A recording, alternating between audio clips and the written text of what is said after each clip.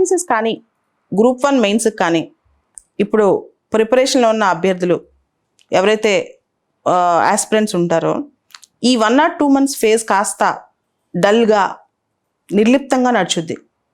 ఉదాహరణకి civil services తీసుకోండి. May 28th prelims, జనవరి వచ్చిన దాకా కొంత సీరియస్నెస్ అంటే ఆ రన్నింగ్ రేస్లో కొంచెం స్లో పేజ్ నడుస్తూ ఉంటుంది అనమాట. ఎవరైతే ఈ అక్టోబర్, నవంబర్, డిసెంబర్ 15th వరకు ఈ ఫేజ్లో ఎఫెక్టివ్గా మెయిన్స్ ప్రిలిమ్స్ కలిపి చదివారు సివిల్స్ అయితే, లేదా గ్రూప్ 1 అయితే ఇప్పుడు నెక్స్ట్ 20-30 days ఎఫెక్టివ్గా మెయిన్స్కి ప్రిపేర్ అయ్యారో వాళ్ళు ఎర్లీ బర్డ్స్ అవుతారు. కాస్త అందరికంటే అడ్వాన్స్డ్గా ఉంటారు, అందరికంటే ఎక్కువ మార్క్స్ వచ్చే అవకాశం ఉంది. ఈ ఫేజ్ని కొంచెం వైబ్రెంట్గా, కొంచెం తెలివిగా వాడుకోవాల్సిన ఫేజ్ అనమాట ఇది. దీనిలో మీరు చూస్తే కనుక civil services preliminary mains question papers కానీ, గ్రూప్ 1 స్థాయి క్వశ్చన్ పేపర్స్ కానీ అన్నీ కూడా స్పాంటేనియస్గా, కాంటెంపరీగా ఉన్నాయి. ఈ ఫేజ్లో ఎనలిటికల్ పవర్ పెంచుకోవటం, రైటింగ్ స్కిల్స్ పెంచుకోవటం, మనకి తప్పులు ఎక్కడ జరుగుతున్నాయి, ఉదాహరణకి ప్రిలిమ్స్ అనుకోండి, ఎక్కువ ఎక్కడ తప్పులు చేస్తున్నాం అవి చూసుకోవటం, మెయిన్గా రైటింగ్ స్కిల్స్, కమ్యూనికేషన్ స్కిల్స్, అది ఓరల్ స్కిల్స్ కావచ్చు, లేకపోతే స్క్రిప్ట్ రైటింగ్ స్కిల్స్ కావచ్చు, వీటి మీద ఎక్కువ 2-3 hours ఎంఫసైజ్ చేయండి ఎవ్రీడే. ఇది చాలా ఇంపార్టెంట్.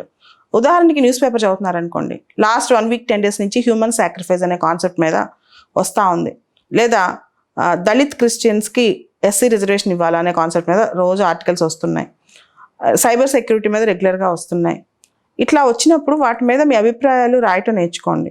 దాంతోపాటు రకరకాల ఇంగ్లీష్, తెలుగు న్యూస్ పేపర్స్లో లెటర్స్ టు ద ఎడిటర్ అనే కాలం ఉంటుంది. ఎవరైతే మెయిన్స్ సీరియస్గా ప్రిపేర్ అవుతున్నారో క్లుప్తంగా 100-150 wordsలో ఒక లెటర్ చదవండి. ఎలా రాస్తున్నారు అనేది, స్క్రిప్ట్ ఎలా ఇంట్రడ్యూస్ చేస్తున్నారు, వాళ్ళు అనుకున్న పాయింట్ని ఎలా డ్రైవ్ చేస్తున్నారు, ఎలాంటి పదజాలం ఉపయోగిస్తున్నారు, ఎలాంటి ఎగ్జాంపుల్స్ తీస్తున్నారు, కాంటెంపరీ విషయాల మీద మేధావులకు ఎటువంటి అభిప్రాయాలు ఉన్నాయి, ఇవన్నీ తీసుకుంటారండి.